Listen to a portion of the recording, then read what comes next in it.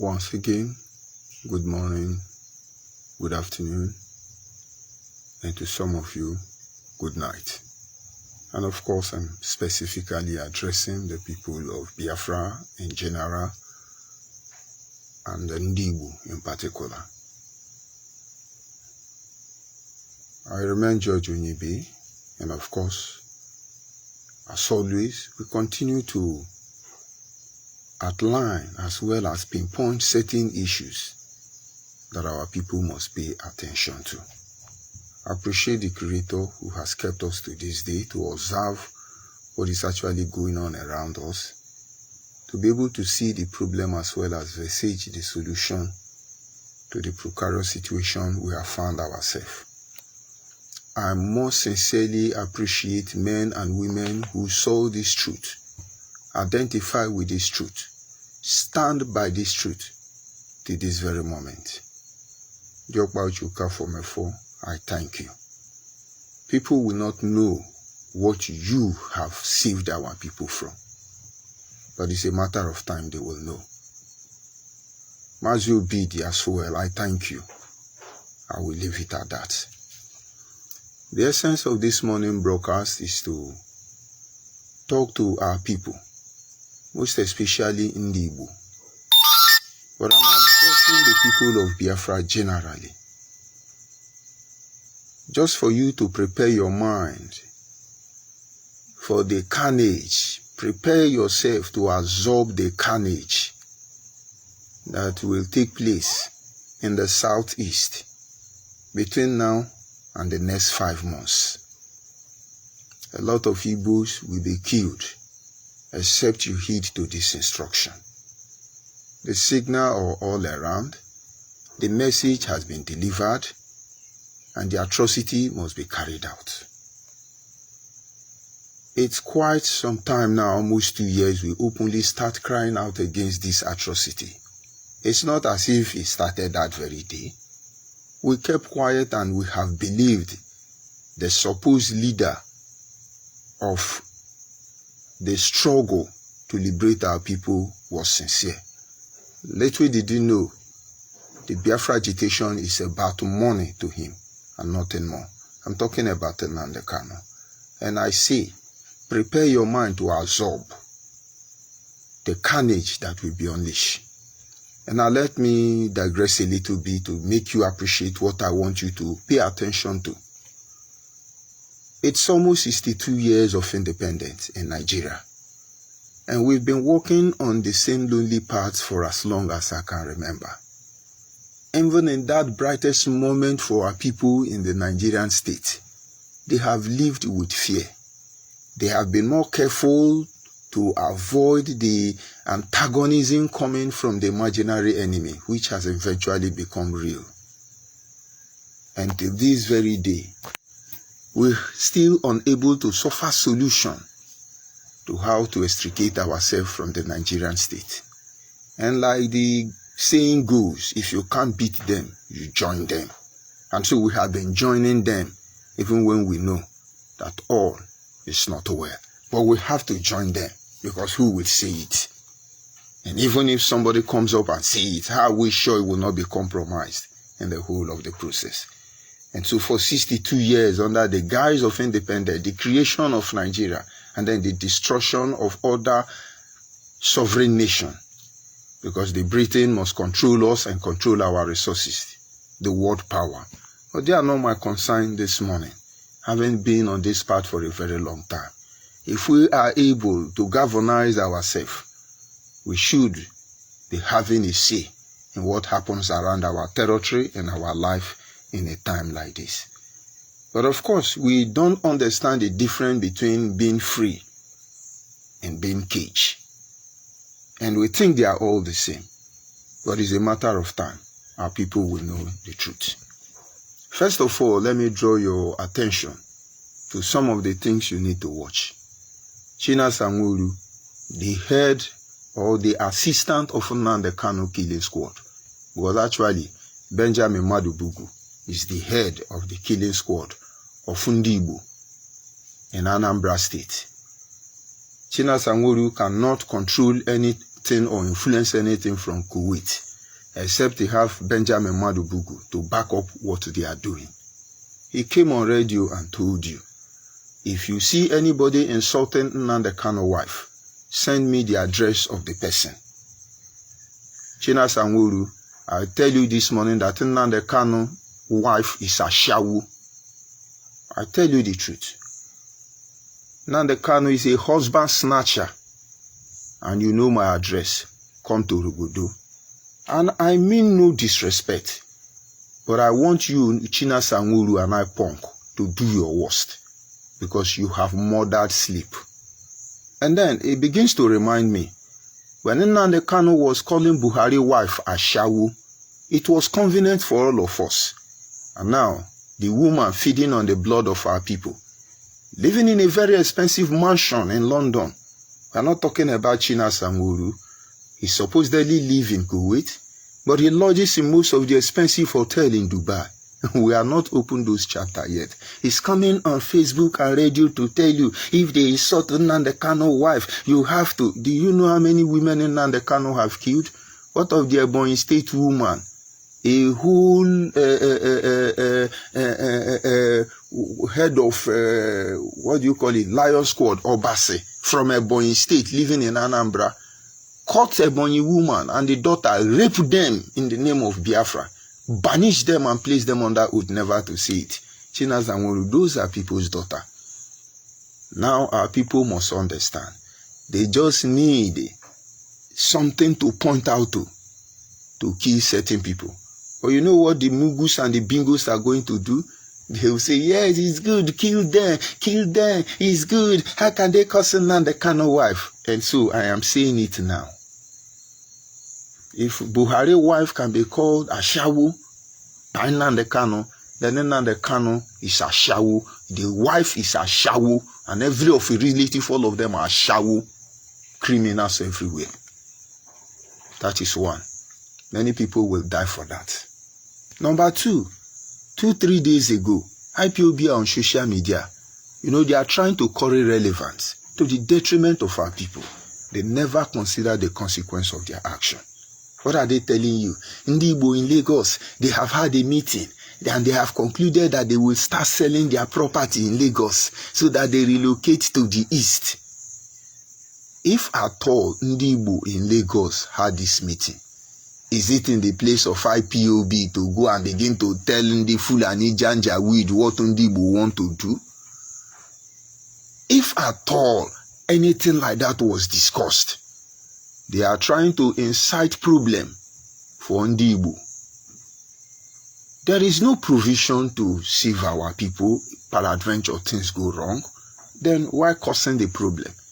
Now this is what the Yorubas will do if at all there is any plan like that. They will not buy any property from any Igbo man.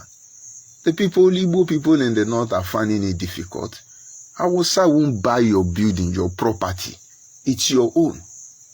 But there is a way to salvage all those property. Wealth builds as a result of hard labor. But IPOB must turn you against Nigeria and turn Nigeria against you, and then they will appear to be your savior. We told you, Biafra is the solution. We told you. Ndigbo, open your eye. Already, every other ethnic nationality, the major nation trapped inside Nigeria, the Oduduwa know what to do. The Arewa know what to do. But we know what to do, but we are too wise. We are too wise. No wonder Yoruba said his stomach infrastructure. That is all we represent. You can see it manifesting in Nnamdi Kanu wife. His lawyer doctor, Ifeanyi Ejiofor, is telling you that Nnamdi Kanu is hungry. Is that not stomach infrastructure? What a shame. And then, it's just like Obasanjo coming to tell you, he raised the alarm that politicians will destroy Nigeria. Obasanjo was not talking about Tinubu destroying Nigeria as a politician. Obasanjo was not talking about Atiku as a politician destroying Nigeria. Obasanjo was a politician, military politician as well as civilian politician. He didn't destroy Nigeria, but I tell you, this is an indirect way to tell you that P2B is going to destroy Nigeria. But we know what will be will be. I'm not a politician. I don't intend to be one in the nearest future. But I support political process because I know it is going to take those of us in the politics as well as in the civil service and other platform to work together as a people before we can save ourselves. But then somewhere along the line, they're going to set that guy up. I wish Nigeria will for once swallow their pride and let the true winner of this election in about 5 to 6 months' time to emerge freely. But it will be compromised. If a whole president of America, former Barack Obama, will call Goodluck Ebele Jonathan to evacuate the office of the president of Nigeria, and then Goodluck Ebele Jonathan submits, allow Buhari to take over, we already know the game. But we cannot allow ourselves to be fooled by ourselves. I'm just trying to point out certain issues why you must get ready to absorb the carnage that will befall our people. And then, having looked at this issue, we go back to the main point. Today, nobody can tell you or canvass and say no election in Biafra land. Nobody. It's almost too late, except we correct this process. But why is it so? Because the people of Biafra actually stood up and said no more election until a referendum date is given. Nigerians fell to the impact. But you see now the Kanu collected money from Atiku and this Peter Obi. And he told you, all our terms and conditions have been met, sealed, delivered, and documented. You can now therefore move ahead and then revote. It didn't come that way. Millions of naira were paid. I'm an eyewitness. I saw Ghana must go. I continually ask you, go and look at the car, the latest car Benjamin Madubugu is using. It's a brand tier rubber car. And I'm sure it should be nothing less than 24 million naira in the market as of the time of purchase. So where does Benjamin Madubugu walk? But then you are a bingo. You must come and insult me on the expense of our people. But the problem is I keep telling you, I am your destiny and I'm your doom. Because you are involved in this thing, nobody will be allowed to sell the next generation of Biafra. Now, let us come back home a little bit. Somebody was killed lately, a Kenyan ambassador to Nigeria.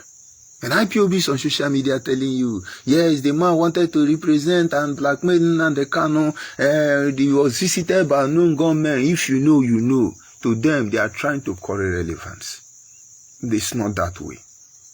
The carnage that is coming. Number one, here in Igbo land, unknown gunmen of Nnamdi Kanu are going from community to community, harassing INEC officers, harassing people who want to vote. And if truth be told, everybody in the southeast as well as south-south, majority of them want to vote for Peter Obi. I'm not a fan of Peter Obi, neither is he my enemy. He's a man I respect. And then, why will unknown gunmen be killing them, be destroying them, be attacking the venues? Is it to help Fulani Janjaweed according to Nnamdi Kanu and the Yoruba to be ruling us? Or Nnamdi Kanu want to seal us and deliver us and documented us? I think this time around, Peter Obi say no shishi. But they will continue to kill our people. And this will give right and boldness to those in the north and those in the west to kill our people as well. Somebody say, oh, Yoruba want to lock up Nndibo, Yoruba want to do Igbo like this, Yoruba want to do this one, Hausa want to punish Igbo. And then the question should be, who is Nnamdi Kanu? And what is he doing to Igbo people? Who is Nnamdi Kanu? And what is he doing to Igbo people? He is going to work for PDP or APC. They are going to destabilize Labour Party. And many Igbo people will die for it. It has started already. They have not come out openly. The vibration is everywhere. They have sent the signal. And so the issue should be, how can we come out and vote? How can you come out and vote without being disenfranchised by unknown gunmen of Nnamdi Kanu? Do we have to go back and vote on social media? Do we have to hide so they don't kill us and then continue the journey of independence 62 years on? And then we'll come back and blame Hausa Fulani. How are we going to stop this? Does Nigeria have enough security to manage this situation?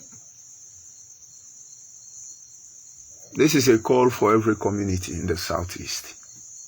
You don't need to see it on social media to be able to carry it out. Every community PG and everybody who have been in the village defending our land, you know what it takes. Mobilize your people. Mount out surveillance in every entrance to your community. Observe people who come in and who go out. Those of you who mount out this surveillance, you are not in the position to intercept or confront anybody. You notice any suspicious movement within your community, find out who they are, find out where they are lodging, and then ready to reciprocate when necessary. But what most of you do is, when you get this information, you start running your mouth, you endanger yourself and your loved ones. They are everywhere already. It's not Hausa, it's not Fulani. It's Igbo people trying to kill Igbo people because Nnamdi Kanu must be a supremacy. If you do not pick up this step and then arrest the situation on time, ready for more bloodbath in Igbo land. We don't say it all the time, but I continually tell you, I say Nnamdi Kanu, bring unknown gunmen to the south. I'm not talking of fully data now, so that you will know how stupid you are. Lately, the Nnamdi Kanu is telling you, oh, we are dragging Wike to International Criminal Court. And most of you think they are trying to console you. Nnamdi Kanu, arise and his bingo. They told you they are warning Soludo because in the past so weeks, Soludo has killed 10 Igbo youth, IPOB member. The last time I checked, Soludo is after the unknown gunmen, the hoodlum.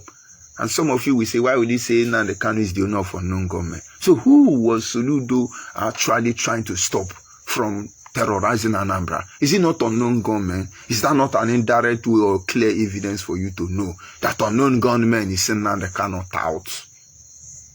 IPOB press release. You have killed IPOB member. I can't see Soludo going after IPOB member, but I see him going after unknown gunmen. And this is the same people who are telling you, in criminal wiki. My people, the day we begin to tell ourselves the truth will be the day we will see the solution to our challenges. The issue of Obibo massacre, let me lend my voice. It is painful and my heart goes out to those who died in that process. Innocent people. Most of you will not know that till today, some of them can never return back to their home. Some husbands, wives, and children are missing and may never be seen again. But what happened? What really happened? You know, the story have not been told. And when they get to international community, evidence will emerge. On that very day this atrocity happened, I went to Obibo myself. I reviewed most of the things happening there. First, the police station in Obibo was burnt down, unknown gunmen. And secondly, we were having fraction of volunteers fighting themselves, Chinas and Wuru trying to turn them against themselves, talking about ONYIBE, talking about double lion, talking about double heart, talking about so many of them, fighting each other. I called one of the head of volunteer. I said, move away from this fight. This thing that is happening, it's Nnamdi Kanu that is setting all of you up.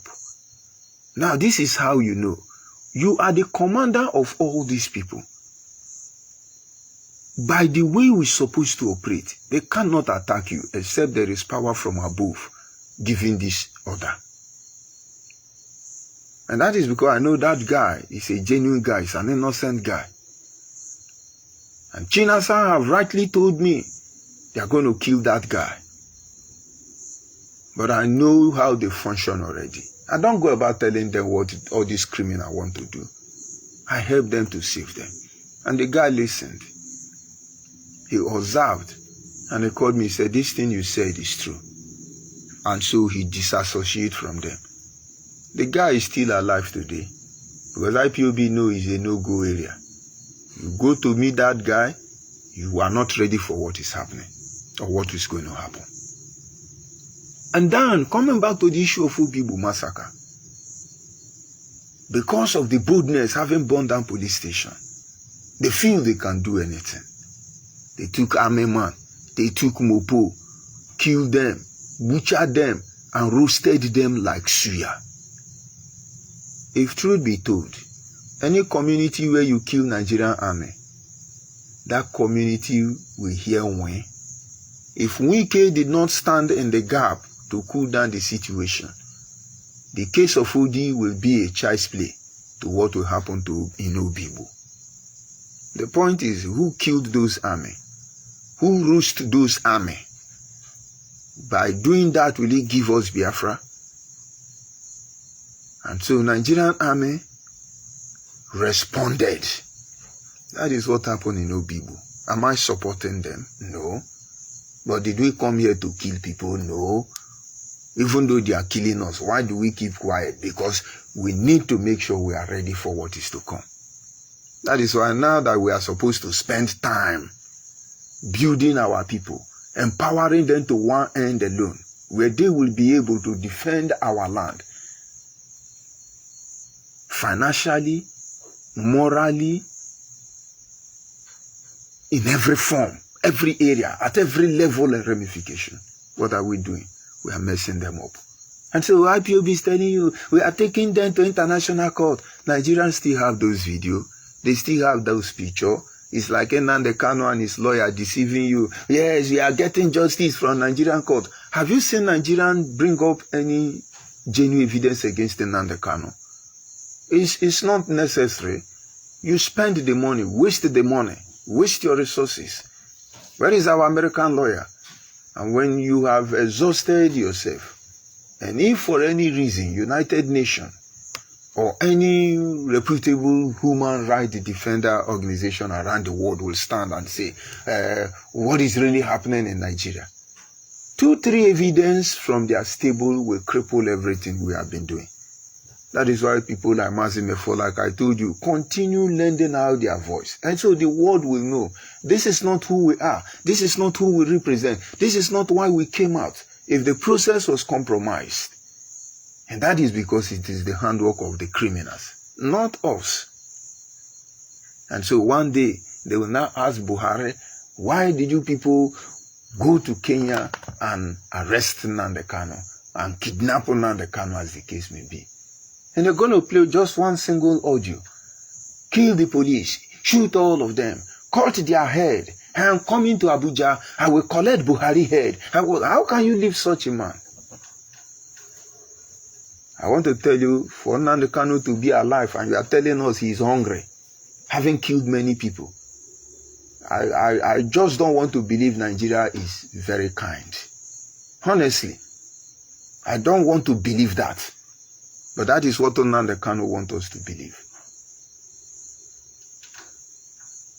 They are not taking care of him. They are doing him like this. I'm not here to blackmail Nigeria. Neither am I here to blackmail Nnamdi Kanu or anybody. I'm here to tell you the truth, what you are doing that is good and what you are doing that is right. Because of this Biafra matter, I have said it before. I have been to maximum security prison, Port Harcourt. And I've been to the DSS, the same Port Harcourt. Now let me tell you a little bit about DSS facility. They have their medical session. To the extent that DSS people in Port Harcourt, for instance, if you're going to buy fuel, even in a public filling station, it's on your own risk. They have their filling station. Most of the DSS officers who work in Port Harcourt live in maybe Benin or other places. They don't even live in Port Harcourt. Majority of them. And I'm coming back to head settle. When I was there, along the line, my head began to deteriorate. And there is a man who was assigned to attend to me. And when the man came, he said, "How is your health?" I told him, "I understand you people are gradually poisoning me, but that will not change anything." The man said, "What did you say?" I said, "You people are poisoning me. Is it to kill me so nobody know what happened in the end? But don't forget, I'm not a criminal. I'm exercising my right to self-determination." The man didn't say anything that morning. He locked up my dungeon and went back. And then that morning, unusual, at about 8 or 9 a.m., because I can't get the time clearly, but it was in the morning. I only know when it's 4 o'clock, because at 4 o'clock, when they bring me out, I must shit, I must piss, I must do everything I want to do, or else it's going to be the next day. And so they were dressed on suit. They told me, based on the alarm I raised, they want to take me out of their medical facility to go and check me. They showed me their pistol and said I should not run. They handcuffed me hand and leg. No, only hand. I think it's hand and leg. And with a commuter bus, Toyota commuter bus, they took me to a lab somewhere in D-Line, Port Harcourt. And I have to be specific so you know we are not lying to you. And the owner of that lab is an Igbo man. Because I was having serious stomach ulcer. And the man scanned me, my stomach. He showed me everything. He said, I have ulcer and there is accumulation of air in my stomach. And that is what is causing those pain. And now, before then, all the drugs that the DSS was giving to me, I was not taking them. The Ragolis water or ever bottled water container they give to me to urinate in case, because nobody will attend to me. When they give me, I will throw those drugs inside that container. Because I was actually afraid they are going to poison me. And then the man asked me, "Why are you on handcuff?" I told the man it's about Biafra. The man shook his head. Now, what I'm saying is, nobody knows me. They could kill me, IPOB or anybody would have forgotten me by now. But they were still very careful to that instance. Is it Nnamdi Kanu they are going to kill? And so, even they say, "Oh, they are suffering him," all these are to draw sympathy. All these are making you, we are not here to, we not come here make una the mercy for us. Una no understand, you don't let people pity you. We no come here make them the mercy for us. We are not object of pity. What we want is simple. How they choose to treat us because of what we want is their business. But we are not and can never be object of pity. But they have to rip off your emotion. They have to rip off your emotion. Look at all his lawyer. More corrupt. I call them illegal representative. They are killing us. They are killing us. They are killing us. My dear, get ready to protect your community. Soludo, Professor Soludo, you are doing well. But I beckon on you, review the issue of Benjamin Madubugu. Bright Isinwa Chimezie, as he preferred to be called. On the end of Anambra, Benjamin Madubugu, boss Ehiala. He's extending the carnage down to Imo State. And they collaborate properly. Don't relent. You will quench their criminality if you do that. And of course, David Umahi have done well. And the Hopus of them need more support. What we are fighting for is legit. We cannot criminalize the process. We cannot lie to protect the truth. Let us save our people. Open your eyes and monitor the activities. The painful aspect is that the people on ground don't know what is happening. Because when they see unknown gunmen, they will begin to say, hey, unknown gunmen, but this is what you don't know. When there is no politicians to chase again, when election is gone and nobody to harass and intimidate, they're going to come for you. Who did they attack during sit at home? They're going to come for you. And you see, the end of it is that they will come for Nnamdi Kanu. That is why Nnamdi Kanu is building mansion in Kenya. Because he knows he's not going to come home. Nnamdi Kanu has personally soiled his hand in the blood of our people more than anybody before him. Now, I worry because many of our people will be killed between now and the next 5 months. But like I said, every community PG map out surveillance on the entrance or any outlet into your community. Set up a committee, report suspicious movement, find out where they are, and those people who are the surveillance, don't show yourself. Don't be a James Bond, because what James Bond does is fin trick. Save yourself, save your family. Maybe you'll be able to allow to participate in this upcoming presidential election.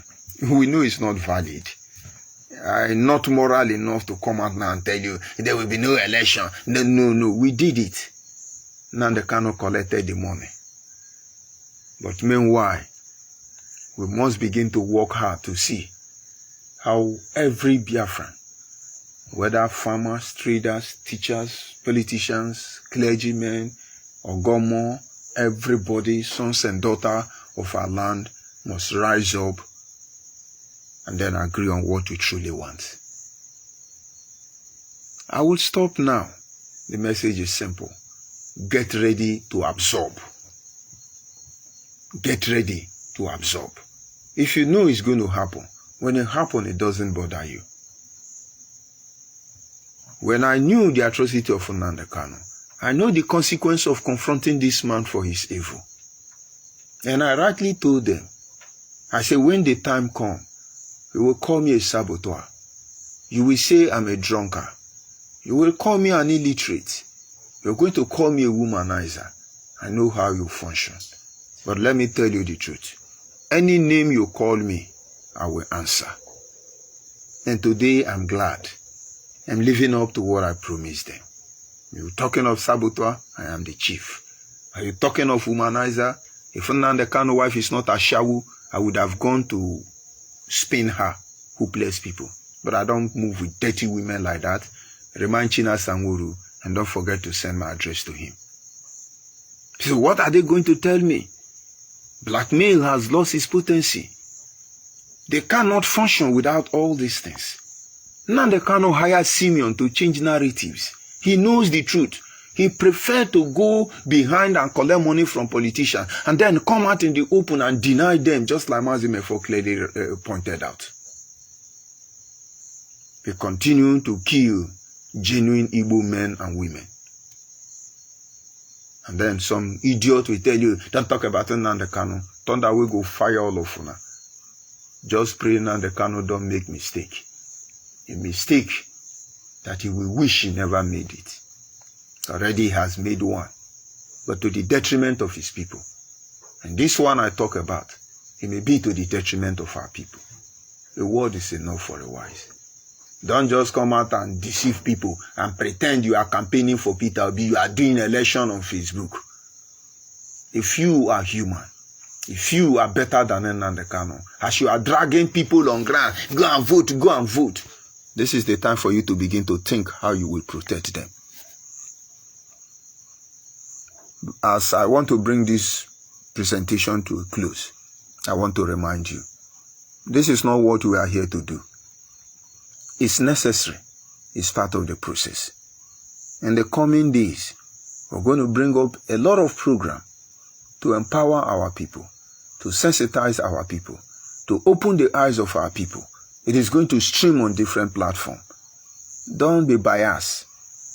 Don't be naive. Don't feel unusual. My brother, I was told by a man of God. He said, when you listen to the word of God, attend to it as somebody who is eating fish. Take the flesh and leave the bone. When you listen to my message, you may not like the way I sound. It's okay, I understand. You may not accept everything I have said. It's okay, I understand. But certainly, a word speaks to you. A word is enough to change your life, your situation, and your circumstance. Don't miss out. We are coming shortly. 7 dimension. Ndigbo. I remain George ONYIBE, and I sign off from here.